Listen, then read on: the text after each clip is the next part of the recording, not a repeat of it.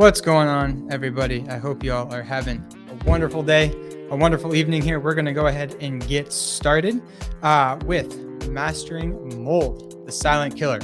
So tonight we're going to learn all about mold, whether or not we think mold is going to be affecting us, how we can test to see if mold's affecting us, if it's affecting our environment or our loved ones, and then if it is affecting us, what can we start to do to work on getting mold away from our body, out of our environment, and start to get ourselves on the path to recovery. Because for most people who are dealing with mold, it's been a very long journey trying to get to this point, trying to really uncover what's been going on. They've tried a bunch of different things. The symptoms seem like they're all over the place. People have told them that they're crazy, but you're not crazy. It might be mold. And tonight we're going to talk about whether or not that is you. So let's go ahead and get started. Make sure I can switch my slides here. That would be helpful. There we go. All right. So before we can talk about whether or not mold is affecting us, we've got to just talk about what is mold to begin with. So mold is a fungus. It's a member of the fungus family. Mold is very important from an environmental standpoint, but just let's look at what the National Institute of Environmental Health and Sciences says mold is. Mold is a microscopic organism that plays an important role in the breakdown of plant and animal matter. Outdoor molds can be found in shady, damp areas or places where leaves or other vegetation is decomposing. Indoor molds can grow on virtually any surface as long as moisture, oxygen, and organic materials are present. When molds are disturbed, they release tiny little cells called spores into the surrounding areas. So there's a couple things I want to just break down with that. Number one, outdoor molds found all over the place, normal. Indoor molds, we should not have any indoor molds. Indoor molds can grow on organic material that's within our house. So building materials being a big one. Food, obviously, we've all seen moldy food in the fridge. But for the purposes of today, we're not necessarily talking about that moldy piece of bread that you found in the back of your fridge. We're talking about the mold that's growing on the drywall, behind the drywall, in the shower, in the basement, all over our environment in our house. It's constantly releasing those tiny little spores into the air. The other thing is, it says down there, last sentence, when molds are disturbed. So it's going to be another really important thing we'll talk about all the way at the end when we start talking about what we can do if we do have mold. Don't disturb mold, please, because when you disturb mold, that's when it starts to release those spores. It releases mycotoxins. And if you have mold sickness because of mold growing in your house and you disturb it, you might make yourself way worse. So please don't run out there and try to be a hero and get rid of the mold. Sorry. Checking some comments here. We need to turn the background music off. Let me see if I know how to do that.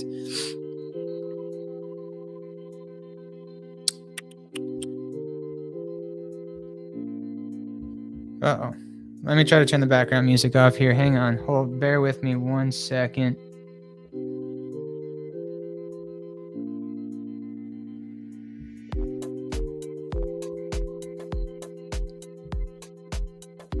Background music, volume 0. Okay. Does that fix the problem with the background music? Hopefully. Just turned it down to 0. So we should be good. And hopefully everybody can hear me okay now with this mic here. So I'll check back in the comments in a couple minutes. Yes? Okay. Awesome. Sorry about that. I hope you guys were at least able to catch that. Gist of the story is, mold's normal when we find it outside. It's part of the fungi family. Don't disturb it if you find it in your house. So let's look at kind of some other things that are in that same kingdom of fungi. So we've got yeast. We all know yeast, baker's yeast, brewer's yeast. We use this in all sorts of things like breads, things that rise, alcohol, things that are fermented. Yeast is very important from a culinary standpoint. We've got mushrooms. Mushrooms can be very beneficial. Mushrooms can have some crazy psychedelic actions as well. And they can also be very good medicinally. So mushrooms, a lot of people are really familiar with the medicinal effects of mushrooms. And then we've got mold, and mold gets a really bad rap. And that's because of indoor mold and the mycotoxins that mold releases and the effect that that has on our bodies. Really, the only difference between mold and mushrooms is that mushrooms grow a big fruiting body. That's that mushroom that you see. Molds don't grow that. They have spores. Either way, the underground network looks very similar. So with the mold spores, we can see here the mold, we can see we've got this long kind of underground matrix there called the hyphae. We've got the root system that grows into the material. And then what you see when you're actually looking at a mold colony that's formed, what you're looking at are the spores and those sporangioms. And so when you start disturbing that mold, that's when it releases those spores out into the environment. And that's how mold spreads its seed and grows. Mold is very fiercely territorial, which is why when you disturb it, it starts releasing those spores and it's trying to kill anything that's getting in its way of surviving. So, why does it exist? Well, mold is a very important thing ecologically. When it's outside, we often see mold on decomposing branches, leaves, animals, things like that in the environment, because what it's doing is it's decomposing those organic pieces of matter. It's pulling the nutrients out of them, which then just feeds those nutrients back into the soil. All we are, all the animals are, all the trees and plants are, is we've taken the nutrients from the soil, we've assimilated those into our being, and we've grown as a result of that. Once we are no longer living, if we don't have a process with nature that puts that nutrient back into the soil, then we're not going to be able to turn that over, and we're never going to have that continuation of life. And mold is the really, really important thing that does that, which is why when fruit or bread or food starts to go bad, we start to get that mold on there. It starts to shrink down in size, and eventually, if you left it, it would just completely go away because the mold has completely kind of engulfed that and decomposed that. So outdoor mold, very important part of the cycle of life. Indoor mold, we should not have it. Now, people have been dealing with mold sickness ever since we started living indoors. The way that we have our homes built nowadays with that airtight seal that we all have for environmental ecological purposes, trying to keep the hot air out and the cold air in, that sealing up of our homes has really created an environment that has allowed mold to just spread everywhere. So especially in the state of Florida, we talk a lot about how mold is an issue down here, but mold's an issue in all sorts of places up north as well, specifically places with basements. In Florida, we don't have basements, but we have the constant humidity. Well, up north, they don't have as much humidity all the time, but the basements are really, really hard to get mold out of. Even if you have a finished basement, it's very difficult to keep that humidity at a low enough level. Basements are also sealed to be waterproof, and that sealing just locks in moisture inside so it can't escape and breathe.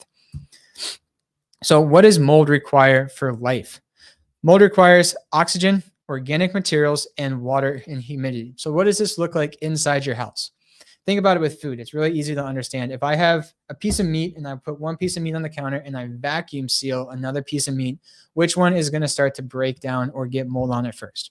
And we all know this intuitively. The piece of meat that was just left sitting on the counter is going to start to grow mold much faster than the piece that was vacuum sealed. Reason for that is because we've sucked all the oxygen out of there, and that has slowed down that growth of mold. So we've got to have oxygen.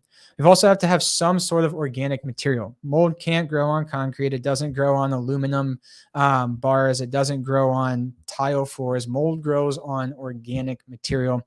Think things like drywall, things like the wooden studs that we have behind our drywall, kitchen cabinets, the particle board that's under sinks. The reason that we always see mold in those type of areas is because that's organic material. Now, the other thing that mold likes is dust. And so when we talk about organic building materials, think about something like our gypsum board or our drywall. That's really finely packed dust, essentially. So mold really likes to grow on surfaces like that because of how dust like, I suppose, or how easy it is to decompose and get in there and digest that. And then the other thing that we have to have is water and humidity. So mold really struggles to grow at low humidities. It really thrives in high humidities. There's actually 3 different types of mold we're about to talk about, which thrive at different types of humidity levels. But in general, if you can keep your house below 55 degrees or 55% humidity, that's going to be the best. One of the ways that you can know kind of what that humidity level looks like in your house is if you turn the AC unit on and the glass starts to condensate. Think when it's really humid outside, it just rained a bunch, you got the really cold air inside, it is cooling down the glass on the outside of the house and it condensates. That's because the humidity outside is so high. So what we don't want to do is have a ton of humidity in our house. Next thing we're going to look at are the types of mold. So there's 3 main categories. These are not specific types of mold. They're just more of categories here. So we've got xerophilic, mesophilic, and hydrophilic. So for anybody who's got a chemistry or science background, you recognize that philic means water, basically. So xerophilic essentially means 0 water, mesophilic, medium water, hydrophilic, Lots of water. So a xerophilic mold colony is going to grow in about 24 to 48 hours very, very quickly. And it's also going to prefer drier places. So this is not the type of mold that you're going to find under a running sink in an active water leak. This is the type of mold that's just going to grow in a place that's pretty damp and humid, maybe where water leaking has happened in the past. And if you are exposed to mycotoxins that are coming from a xerophilic mold colony, you're the type of person who may actually feel better when it's a little bit more humid out, because this type of mold is the most active with less humidity. So as the summer months down in Florida come, when it gets super humid, if you start feeling better, that may actually be an indicator that the xerophilic type of mold is what's affecting you. We also have mesophilic mold. So this is going to be that moderately damp environment. This is going to grow in about 7 to 10 days, so it takes a little bit longer. Typically, this is going to be an area with dripping water, so not an actual flooded building, but more that just dripping, slow dripping sink, the shower, the bathtub, places like that. A lot of times we get those dripping faucets actually behind walls, which is one of the reasons that it's so difficult to find if you have mold in your house. It's going to be adjacent to water leaks. Typically, these people will feel a little bit better when it's humid outside as well. Then we've got hydrophilic mold. So these are going to be the slowest growing mold colonies. They grow in about 1 to 2 weeks, but they love moisture and they love wet materials. So usually there's going to be an active water leak here. There's going to be a building that was damaged in a hurricane, a storm, someone's basement flooded at home. And these people are going to feel much worse during that time of active water leak or when it's very, very humid outside. So a lot of times people who are talking to you about mold, they may say, oh, well, you should feel worse when it's humid outside. Well, not necessarily. So don't necessarily write off your symptoms because you can't find an active water leak at home because you feel better when it gets humid outside. There still could be mold playing a role. It may just be a different type of mold. Now, mold is not the only thing that causes sickness. It's not just the mold and the mold spores. One of the biggest things is the gases that are released from mold. The most toxic one that we're going to spend the most time talking about tonight are called mycotoxins.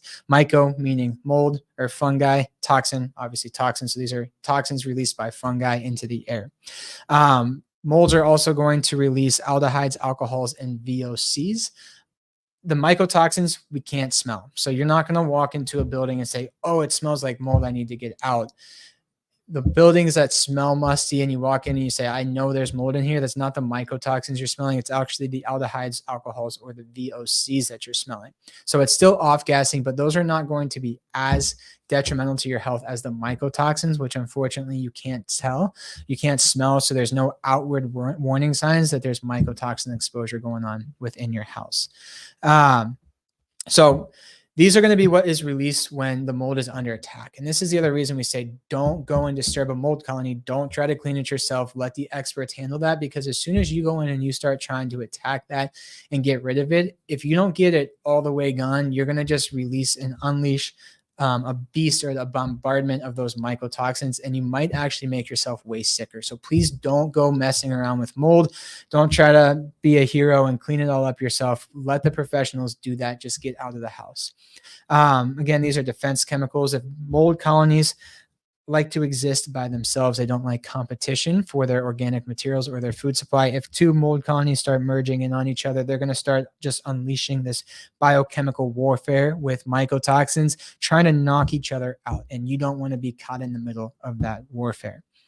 Now, the other thing about mycotoxins that can make them pretty harmful is that they can actually seep through the building materials. So even if you can't see the mold, you could still be getting sick from the mold or from the mycotoxins, because they can come through walls, they can come through studs, tiles, things like that.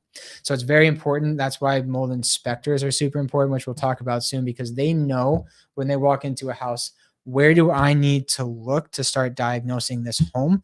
They're kind of like a doctor for your house, and they can tell you where that mold may be coming from. So again, mycotoxins, defense chemicals, they colorless, odorless. Mycotoxins are also about 50 times smaller than spores. So when we talk about filtration units, a lot of filters can filter down to that small mycotoxin or to the small spore level, but they can't filter the mycotoxins out of the air, which can make it incredibly difficult to end up going back into a house even after remediation, because some of those mycotoxins could still be there. They can also penetrate much deeper into the lungs, causing a much broader array of symptoms than just mold spores. And we'll talk about what the differences between those two types of symptoms look like.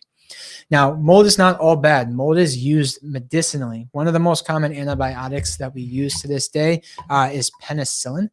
Penicillin was found by the penicillium mold. So that's actually a mold colony that, in the way that that guy found penicillin, was he was trying to grow bacteria on a culture and he couldn't get the bacteria to culture. And it's actually because there was a presence of penicillin or penicillium in that mold species created a chemical that killed that bacteria. So now we actually have found a way to extract that and we use it as an antibiotic. Lovastatin, which is a cholesterol lowering medication, was developed and derived from Aspergillus mold species. One of the really common immunosuppressant medications that they'll use when they really need to knock someone's immune system down, in the case of severe autoimmunity or post-transplants, is they'll use mycophenolic acid, which literally is a mycotoxin that makes people very sick, that we actually test for on our mold test. You don't want to have mycophenolic acid show up on your mold test, and you certainly don't want to be doing something that's requiring you to take a prescription mycophenolic acid. Just makes no sense to suppress the body's immune system that much. They also use mold to activate certain supplements. So when we're looking at taking supplements, a lot of times people who have mold sickness are going to be really sensitive to supplements that are grown near funguses that are fungus themselves, that have been activated using funguses. So it's important to know how your supplement is produced also. Let's talk a little bit now about how mold affects us. So there's two main types of mold sickness that we're going to get. We have spore sickness, which is the traditional medical model of mold sickness. And we also have mycotoxin illness. So what's going to happen is those spores are going to get inhaled into your lungs, and you're going to end up with a localized allergic reaction. We'll talk about what the symptoms of that look like in a second, but that's going to be more of the asthma, allergies, that type of thing. Spores can also be broken into fragments. So we can have spore fragment inhalation. The spore fragments, as you can see, are able to get a lot deeper into the lungs. But what really causes a lot of problems systemically is mycotoxins, because those mycotoxins, again, are about 50 times smaller than a spore, and they're going to go deep within the lungs. And that's where that oxygen and blood barrier exchange is. And those mycotoxins can actually get pulled into the body, and they can be transported to different areas of the body where they just unleash havoc on us.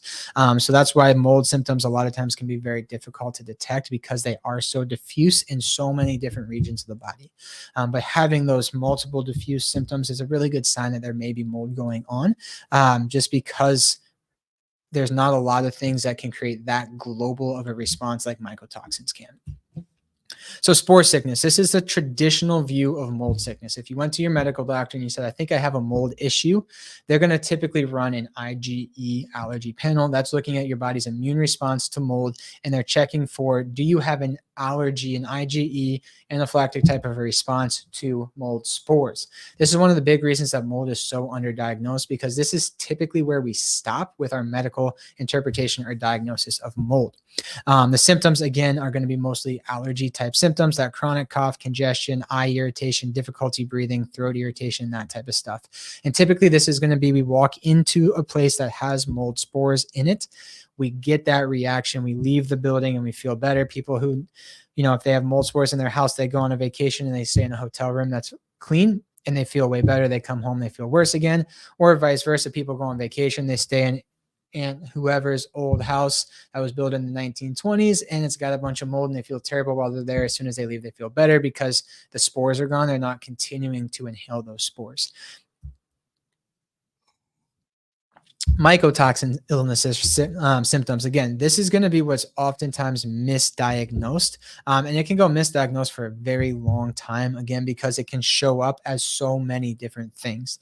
Those mycotoxins infiltrate deep within the body, and the symptoms, again, multiple unrelated different organ systems. That's when we can start to think about mold, because, again, it penetrates so deeply. So if we talk about what mold sickness is, we've got our spore symptoms plus our mycotoxin symptoms. That's going to be kind of that umbrella of mold sickness.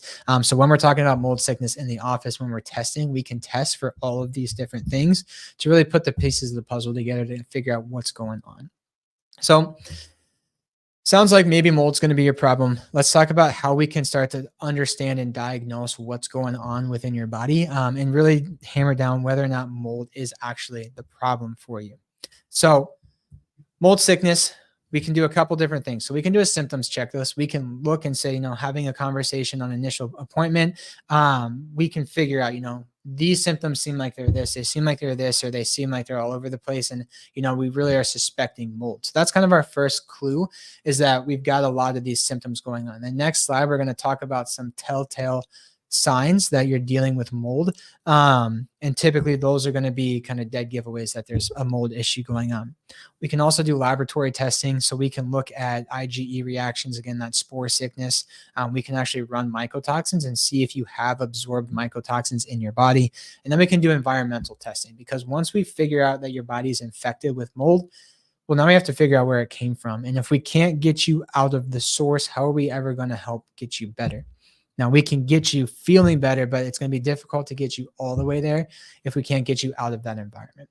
So let's look at some of those common mold sickness symptoms. So we've got blurry vision, ice pick-like sensation, or shooting like lightning bolt sensations. These are going to be really common neurological symptoms that come along with mold. The other one is people who get static electricity a lot or get shocked all the time. They touch a doornail and a door handle, and they've got that static like sensation. That's a big indicator that there may be mold going on. Ringing and itchiness in the ears, vertigo, that type of stuff, POTS, brain fog, dementia, severe allergies. When we say severe allergies, we're talking about someone who's allergic to everything, not necessarily someone who springtime rolls around and they've got those springtime allergies. This is someone who is allergic to everything under the sun. A lot of people call this mast cell activation syndrome. So that's a big thing with mold. If they're peeing all the time, that frequent urination, the body's constantly trying to flush those mycotoxins out. People who are really sensitive, I see this all the time, people who are sensitive to medications, supplements, EMFs, you name it. These are going to be the people who they're the first person to get sick. And in the book, Breaking the Mold by Dr. Jill Krista, she talks about this and calls these people canaries. If you've heard of the canary in the coal mine, the coal miners couldn't smell the toxic fumes that were being released. And so they would send canaries in there. The canaries were the first ones to get sick. If the canary died, you knew you needed to get out. Well, now some people are kind of like the canaries. They're the first ones that get sick. They're the most sensitive to all these things. And everybody just writes them off like they're crazy, but it could be mold sickness that's going on. And figuring that out can help you feel significantly better. A lot of neurological issues as well. A lot of times Alzheimer's can be attributed to mold. So they have what's called now inhalation Alzheimer's, which is basically Alzheimer's that's derived from inhaled toxins. And then people who constantly just have that metallic taste in their mouth. Now, this is not an all-encompassing list. What I wanted to do was put together a list of things where if you have these specific things, there's a high chance that that alone is mold. However, as you can see, mold can cause issues in almost every single system. And we'd be here all night if we were talking about all the different issues that we could get from mold. But EENT, it's eyes, ears, nose, throat, very common because it's an inhaled issue. Respiratory issues, digestive issues, circulatory issues, skin issues, brain issues, nervous system issues, urinary tract issues, immune system issues, reproductive issues. So mold can be endless, the symptoms. So Break the Mold, this book right here is absolutely awesome. Dr. Jill Krista does a great job of walking through a lot of this stuff. And she dives into some of these symptoms. So if you are interested in learning more about that, this is a great resource and a great book for you. So say you've read the symptoms and it sounds like this may be something that you've got going on. So what's next? Do we want to just dive into really expensive testing? Do we want to go ahead and start with something that can kind of confirm our suspicions? And the great thing with mold is that we don't have to dive down that rabbit hole of really expensive testing to get started with. And it's not even that the testing's that expensive, but there's cheaper options that we can start with that are going to confirm our suspicions.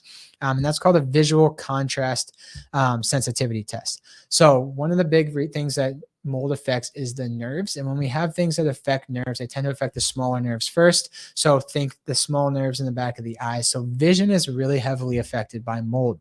And one thing it's going to do is get rid of or diminish your ability to tell contrast. So that's what this visual contrast sensitivity test is doing. This is a test that you can get for $15.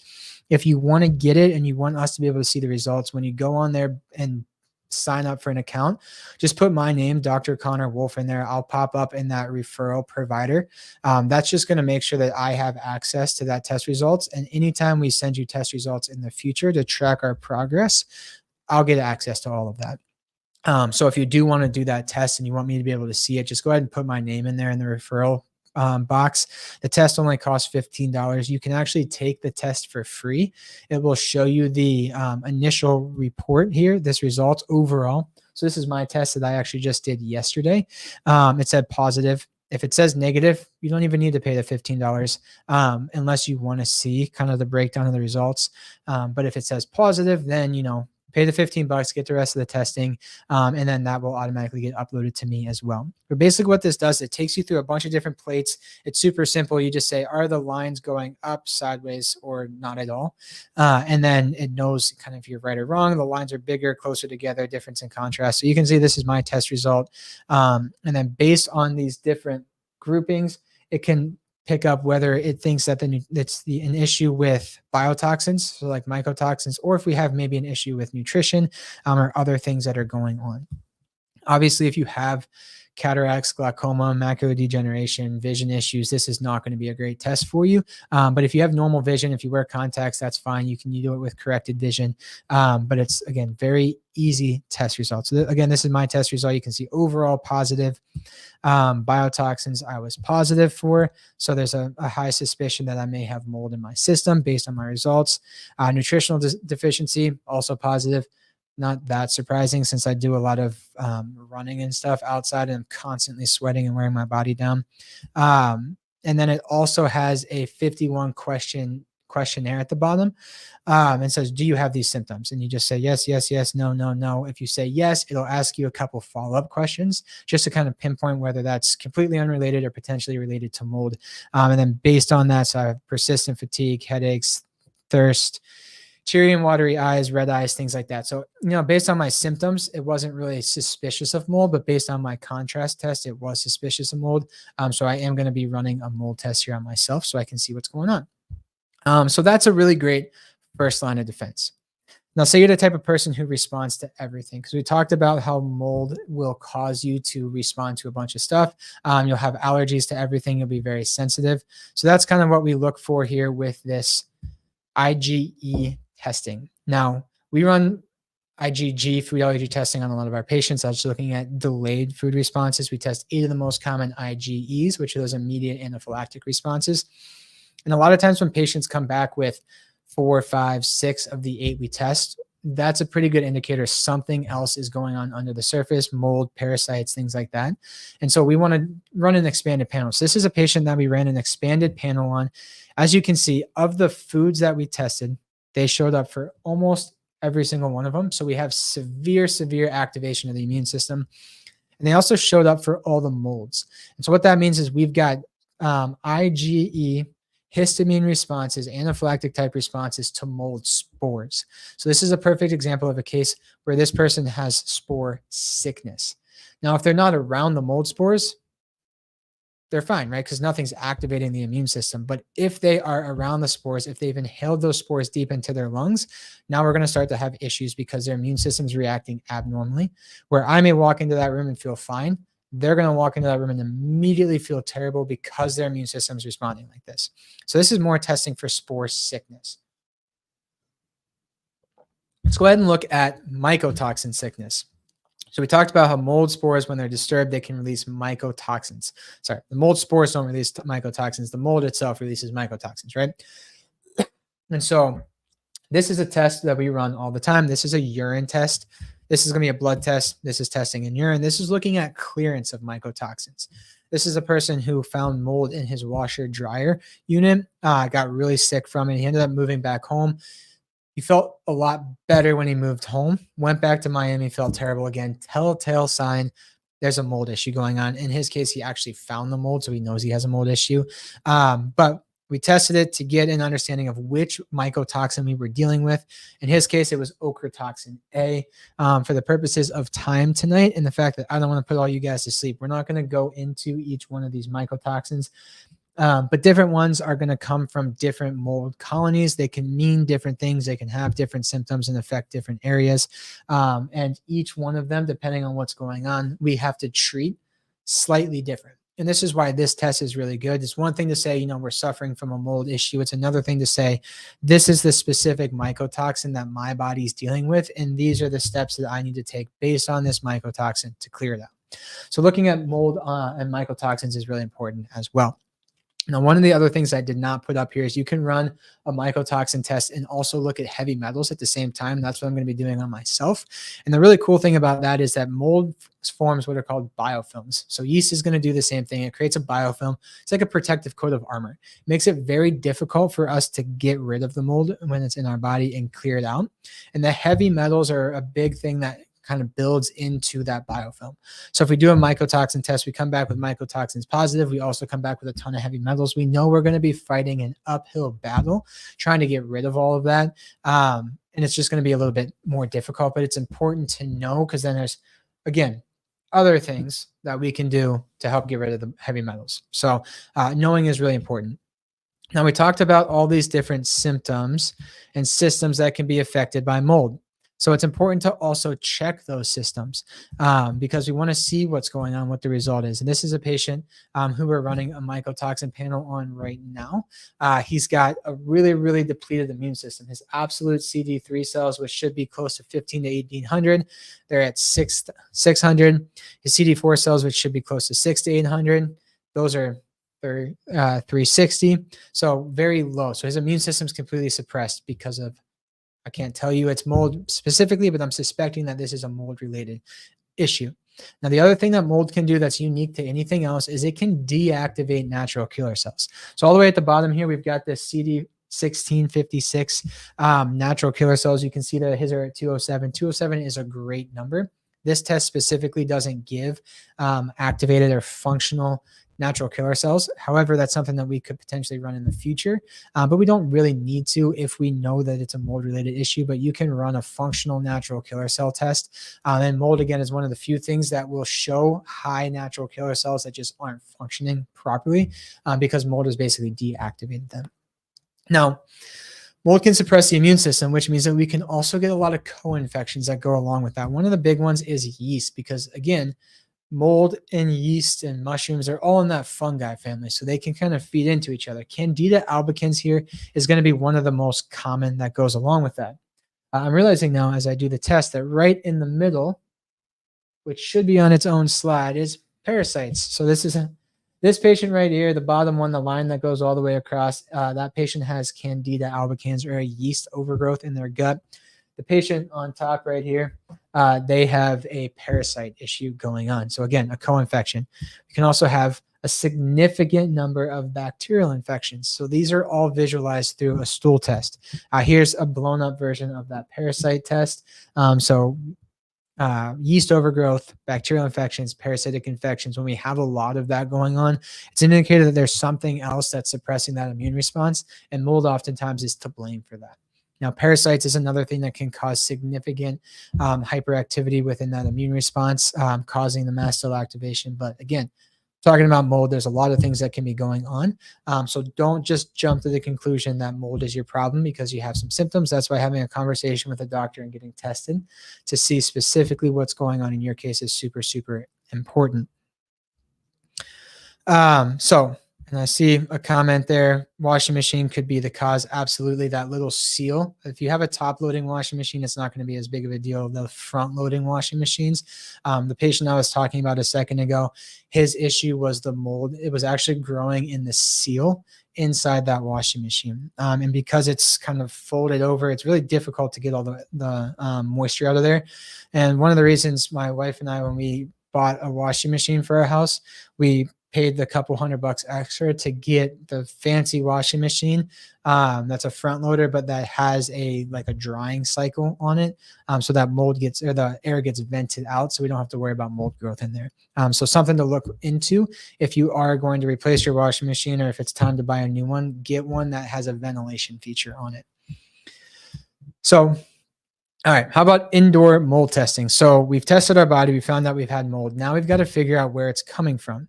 Number one thing I have to kind of address here is just because you don't visually see mold does not mean there is not a mold issue going on in your house. Again, this is why hiring an inspector who knows what to look for in a house is super important. But the mold could easily be forming behind the wall, leaking pipes in the walls, things like that. Our houses, again, are built to be breeding grounds for mold now. So checking behind the walls, underneath of the carpet, things like that, super important.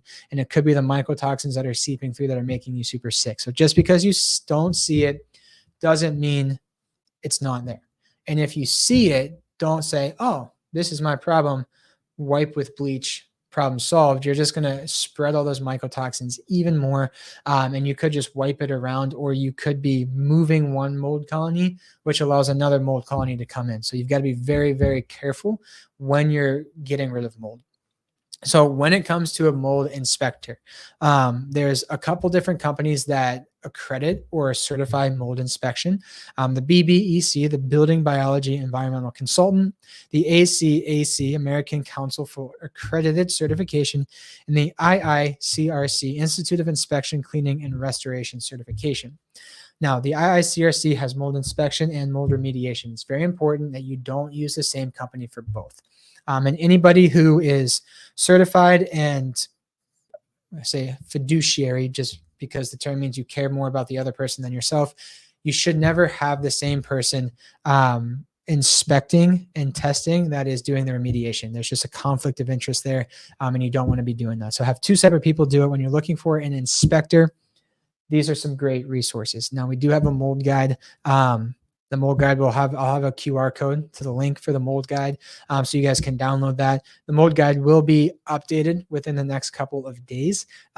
So go on there. You can download that mold guide now, but go back and check in a couple days because I'm going to update it with a couple more things. I'm going to put these updates on there. So just come back, check it again. It's going to be, there's a link on our website. So I have the QR code and I can just tell you guys what the link is. So you guys who are watching right now can write that down. So there's a couple different types of popular mold testing. There's the classic DIY, do-it-yourself at-home test, which is an ambient air test. This is going to be the cheapest option. It's the cheapest for a reason because it doesn't work very well. The reason for that is it's only going to test what's circulating in the air. We're just capturing different airs or air in different rooms and hoping that there's mold spores in there. Now, mold spores aren't just indefinitely floating around in the air. If they're not being disturbed, if the mold spores are behind a wall, it's a really high chance that you're not going to collect it. The other thing to know is that when you have an ambient air test or an ERMI test, which we'll talk about next, they're culturing out those mold spores. About 90% of mold that's in your house doesn't grow on a culture medium like that. And you're also relying on visual inspection from an examiner. So you're only going to actually catch about 10% of the mold if it does happen to be circulating in the air. An ambient air test is also only looking for mold spores. It's not looking for mycotoxins or endotoxins. Let's talk about the ERMI test. So this is going to be a step up because this is collecting the mold spores and DNA from the carpet.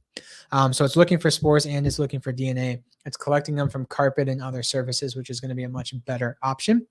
So it's better than testing the ambient air, but it's still not as good as the next test, which is the dust test.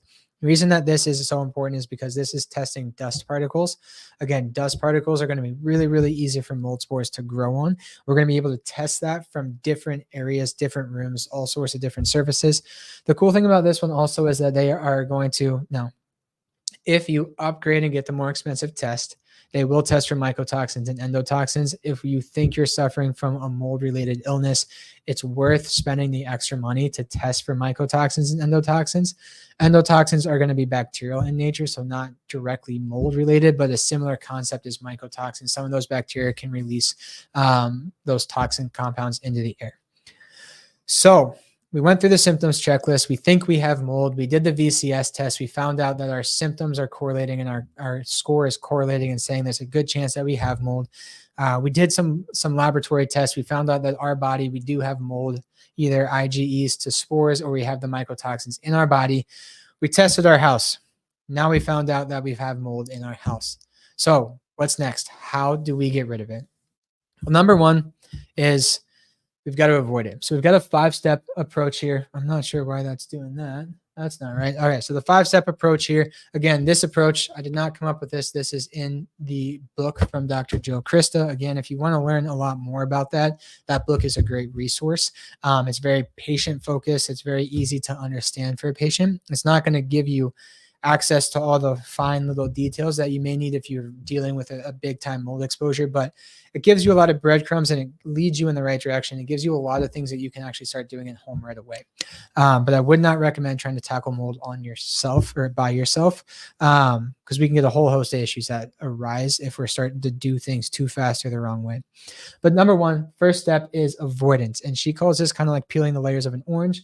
Around the outside, that outside layer of the orange is the avoidance. We've got to get away from the mold source. This means that when your house is getting remediated, go somewhere else and don't take anything with you, because those mold spores, they get everywhere. And if you've got mold growing in your bathroom and your closet's right next to it and the doors are open all the time and you're going in and out and in and out, there's a really good chance that you brought those mold spores with you. If you inhaled them, you're going to breathe them out again. And if you inhaled mold spores in your bathroom, you walked into your closet, you exhaled, now we've got mold spores that are contaminating all of our clothes. And if we bring those clothes with us, now we're taking all those mold spores from the dirty environment into the clean environment. And guess what's going to happen to our clean environment? It's not going to be clean anymore. So this is a really important piece, is that we've got to avoid it. Now, in some cases, we just can't avoid it, or we can't avoid it right now. It takes time to start avoiding it, so we can start working on other things first. But it's going to come back to, we are not going to continue progressing if we can't continue to avoid where that mold's coming from. So with avoidance, there's a couple different things that we can do. So we have to avoid our habitat. That's our home, the place where we're physically being exposed to mold, whether it's our house, our vehicle, our workplace. We got to find out where that is. If we can't get away from it, we've got to try to protect it. So that's where we've got some short-term solutions. We can use a couple different types of air filters or air purifiers. The one on the left there, the Air Doctor. The Air Doctor has an ultra HEPA filtration system. It can filter down to 0.003 microns. So a spore is 0.1 microns. So you've got to make sure that the filter that you've got is able to filter down to at least 0.1. These Air Doctors are a really great option. They also filter the air fast enough that it's going to have an effect on the room or the house. If you've got a 2,000 square foot house and a filter that only filters air 2 times an hour in a 500 square foot room, it's going to do literally nothing to the air. Now, even 0.003, now Air Doctor's website says they can filter out mycotoxins. Whether or not they can successfully filter out enough mycotoxins to prevent someone who's sick from continuing to be sick, I don't know. They're probably not able to keep up with mold spores, though, because the mold spores are going to be putting out millions and millions of mycotoxins per square inch. It's very hard for me to believe that the Air Doctor is going to be able to keep up with that, because that requires active filtration. It has to be pulled through the Air Doctor. The other type over here, the Valera Air Surface Pro, those are awesome because those are air ionizers. And what those do is they send ionized particles out into the environment that neutralize mold spores, mold toxins. These can actually kill mold. Now, they can kill some mold. They're not going to kill all the mold. And putting one of those in your house that's full of mold is not going to remediate it. But if you know you have mold in your bedroom and you sleep in your bedroom every night and you can't leave, that's going to be a much better option. So it's kind of getting us there, but it's not getting us all the way there.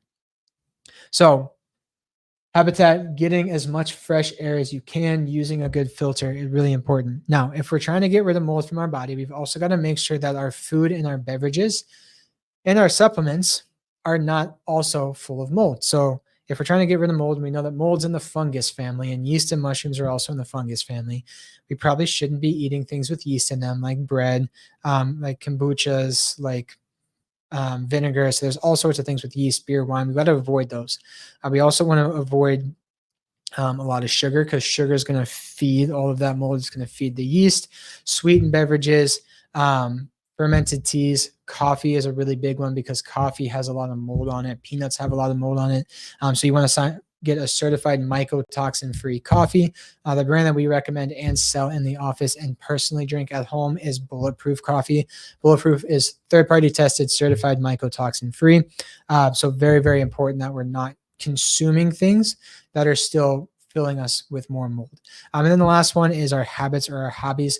If you go to work and you're working as a brewmaster and you're constantly around fermenting grains, we've got to stop doing that for a little bit so we can get ourselves better. And then you can reintroduce those things, but we've got to get away from the source and give our body a complete break from it so that we can start to heal properly again. Now, let's look at long term. Long term, there's only one do. Long term, remediate your house. You've got to remediate your house, and you've got to find a reputable source to do that. If you're in the Sarasota area, the people that we recommend are Dry Medic. They do an awesome job. You're not going to like your mold remediator because they're going to come into your house and they're going to tell you everything that has to go. And you may think, oh, I've just got this one little square of mold that's hiding behind my kitchen cabinets. Just take that piece of drywall out and get rid of it.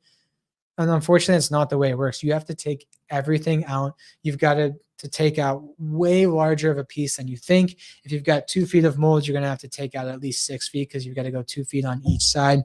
We've got to really do the job. And a lot of times what happens is we do the remediation, we have to retest. And if you're taking out building materials like the studs behind your walls, retest before they close the wall back up, because what you don't want to do is have them not get rid of everything and then close it up and have the mold grow back again. So it's worth the money to spend to retest. And anybody who's worth their salt at remediation should not care that you're retesting before they close up. They should retest themselves, but hire a third-party independent tester to come in. The don'ts. Don't just use an air purifier and call it a day. Don't try to do it yourself. Don't pour bleach on the mold, and don't ignore it because you can't see it, and don't look at it and still ignore it. Just don't do that. Shouldn't have to explain that, but just get it remediated properly. It's not going to be a cheap process, but you've just got to do it. Or you've just got to leave. And it's a tricky situation to get in because if you get your home inspected and you find mold, now you've got a liability and you have to remediate. So this is always a careful conversation that we have to have with people, is that if we're going to go down this mold pathway, number one, if it's the problem, that's what we have to do. But just understand that going down that pathway is going to open up a lot of different things that we have to start doing.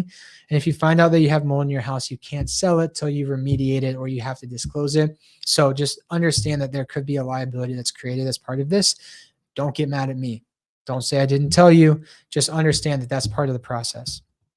Now, fundamentals. So we've gotten out of the system. Now we've got to get our system back to the point where we can start to address the mold. If you think, oh, I've got mold, I'm going to take a bunch of mold killers and detox agents, you're going to be in a world of hurt if you don't get the fundamentals taken care of first. So what are the fundamentals? Circadian rhythm, improve waste elimination, focus on health basics. Again, not my information. The book is awesome. And it's all very well elaborated in there. These are things that you can start doing before you come see a doctor or a mold expert. Start doing some of this stuff at home, because if you come see me, I'm going to tell you got to get away from it. And I'm going to tell you you've got to get the basics in order. So if you can start doing some of this stuff now, it's going to save you a lot of time by the time you come see a mold expert who can help you kind of take it home. And this is where I'm going to spend the most time during the talk, is what you guys can start doing now, because the other steps are a lot more complicated and they're way more specific to what you have going on. And it gets into it in this book. It gets into it in the book called Toxic. But again, until you get the testing done, you don't even know like what you need to be doing. So don't try to do this all yourself. Make sure that you're partnering with someone who can walk alongside you. Make sure that you're being monitored. Make sure that you're doing the right stuff. So circadian rhythm. This is our natural sleep-wake cycle. If you're familiar with the circadian rhythm at all, you know this is what gets us up in the morning. It's what takes us down at night. So one thing that we have to do is protect our sleep at all costs. Now, I've got another video I did that I can link in the description if you're watching this later on YouTube. If you're not watching it later and you're watching it right now, thank you for watching it live. Go to YouTube, find my YouTube channel, Dr. Connor Wolf, search for the Cortisol Crash Course. And I talk about all sorts of strategies that you can do to protect your sleep. Sleep is the most important thing. It's when our body heals. If we don't sleep, we can't heal. So protect our sleep at all costs. Some quick, easy things that you can do that. Morning and evening walks. Getting exposure to the first 45 minutes of light and the last 45 minutes of light. I'll go into all that in that other talk, Cortisol Crash Course. You can find that on YouTube. Create a schedule when things are done to get them done at the exact same time. May seem monotonous, but if you can get your body programmed This is what I do when I wake up. This is what I do right after. This is what I do after that. Then your body's going to start getting trained to know when it's getting up and when it's going to bed. The biggest one is protecting that bedtime, that last hour. It's don't go into the bedroom and turn the TV on, because now every time I go into the bedroom to go to sleep, my brain is getting excited because it thinks TV is coming. Go into the bedroom and read a book and turn the lights down low and only have red lights in your bedroom, because now every time I walk in there, my brain thinks this is my sanctuary. I'm getting ready to wind down and go to sleep. That's why it's so important to make sure that you're doing the right things in that last hour and protecting your sleep. Improve elimination. Mold mycotoxins are in our body. How do we get rid of them? We have to work on our emunctories, which are elimination pathways. And for us, that is through fecal matter or pooping, it's peeing, or through urine, and it's sweating through our skin. There's other ways that we can eliminate things, but we don't need to go vomit and things like that, right? So how do we improve elimination? One of the main ones being going to the bathroom. Number 2, pooping, right? Big thing, reduce stress. If we're stressed and our body's in fight or flight, it doesn't care about digestion. It doesn't care about moving things through the digestive tract. If we're struggling with constipation, one of the first things that we work on with our patients is reducing stress. Getting adjusted, super important for reducing stress. All the nerves that control our digestive area come out of our back. If there's issues with our spine and our back that puts stress on the nerves, those nerves don't function properly. It can also cause us to be in that sympathetic state. So getting adjusted can relax us. If you've been adjusted, you know you feel a lot more relaxed afterwards. All of that helps calm down that stress response. One of the other things I was reading about that I thought was kind of funny is schedule a time to go to the bathroom. If you're doing it in a hurry, you might give up too soon. So again, it sounds kind of funny, but every single morning, schedule it 10 minutes. I have 10 minutes where I'm going to sit here and try to go to the bathroom as much as I can. Again, it sounds kind of goofy, but just do it. Schedule it. Give yourself time to go to the bathroom, because you have to get things moving through. Drinking plenty of clean water. That's going to help get us urinating more, washing all of that out. It's like washing our body from the inside. Infrared sauna helps to make us sweat. And then do something that makes you sweat every single day. Go for a walk outside in the sun, sit in the infrared sauna, do jumping jacks for 10 minutes. Do something that just gets things moving through your body. Focus on health basics. So breath work, drinking clean water, eating good, healthy foods, getting regular movement in, cold plunging, infrared sauna, contrast therapy. One of the big things here is we've got to move things in and out of our body. If we've got lung or mold spores in our lungs, go get fresh air away from mold spores. Don't do this in your mold infected house. Go out, get fresh air. Breathe in, breathe out, move air through your lungs, breathe deep into your lungs, and exhale all of those spores out. Drink clean water, water in, water out, moving water throughout your body, washing those toxins away, getting water and getting blood flow and circulation into different areas with exercise, with sauna, with cold plunging. Move that blood flow through your body. If we can force blood into areas and then force it out, it's going to bring nutrients in. It's going to pick up toxins and chemicals and take them out. So now we can eliminate them. So we've got to get things moving through our body. And then eat the color of the rainbow. A lot of the colors in vegetables and fruits, there's a lot of bioflavonoids in there, a lot of antioxidants. It's very important for helping to protect the body and detox it and clean these things out. So focus on the simple things that make people healthy. All right. Next thing is protect. So this is kind of where it gets a little bit tricky, because it depends on what's going on. This is where we're going to start to need a little bit more support from a healthcare provider who's a little bit mold literate, because we're going to need to recognize the symptoms. If you're someone that's coming in with severe dementia, Alzheimer's, brain fog, issues like that because of mold, the treatment that you need is going to be significantly different than someone who's coming in with blurry vision and ringing in the ears and electric shock like symptoms, right? So what to do for these different things? Yeah, some of it's the same. There's a similar philosophy, but depending on the mycotoxins that are present, depending on the mold that's present, we need to use different binders, different bowel movers, different detox agents. It starts with protecting the areas that are hit the hardest to try to protect and restore and regenerate and heal those areas. And again, it depends on the type and method of mold exposure. In the book, Dr. Jill uses a really good example of a hockey player who just threw his gross wet pads in the bag every night and then just sat there and got all gross and crusty and could literally see mold on them. And he was so sick during hockey season because every day he put the moldy pads on his spare skin and he started sweating. His pores opened up and they just sucked all that mold straight in. In his case, he had to do something that was really heavily focused on opening the pores and detoxing through the skin. Different than someone who's living in a moldy house, constantly breathing in mycotoxins, who's got more respiratory issues, right? So you can see how these different methods of mold exposure we're going to have to treat and deal with different. The biggest things, though, the biggest themes, regardless of what we're using to do it, is we've got to get binders in there. So we've got to bind that mold and help carry it out of the body. Get bile movers. So the liver detoxes things, excretes it as bile into the gallbladder through the gut. We could talk all about the gallbladder, but we've got to get bile movers in there that are pulling that bile out, excreting it into the digestive system so we can eliminate it. We got to have detoxing agents that are going to help support the liver's function, help support the kidneys function. The bioflavonoids, all those really helpful antioxidants from foods. And then inflammation support, all very important. And again, we can target this based on the type of mold, the method of exposure, in the areas of your body that are hit the hardest. Then we've got to start repairing. Again, this repair process really depends on what was affected, but we start again with the systems that were most heavily affected. Things to look at to help with that repair: lymphatic massage, contrast therapy. So this is going to be going from heat to cold. We go into somewhere that's really hot. All that blood flow is going to go to our surface to keep us cool. We go into somewhere that's cold right after. It's all going to suck into our body to keep us warm. And that expansion, blood to the surface, blood to the core, that movement of blood is going to help pull nutrients to the tissues and help to pull toxins out of the body, into the liver, through the gut, through the kidneys, and out of our body. And then antioxidant support. These are things that a lot of people can start. Just be aware that sometimes some of these can create reactions as we start mobilizing those toxins. If we haven't built the fundamentals, don't try to mobilize toxins through your body if we can't get rid of them.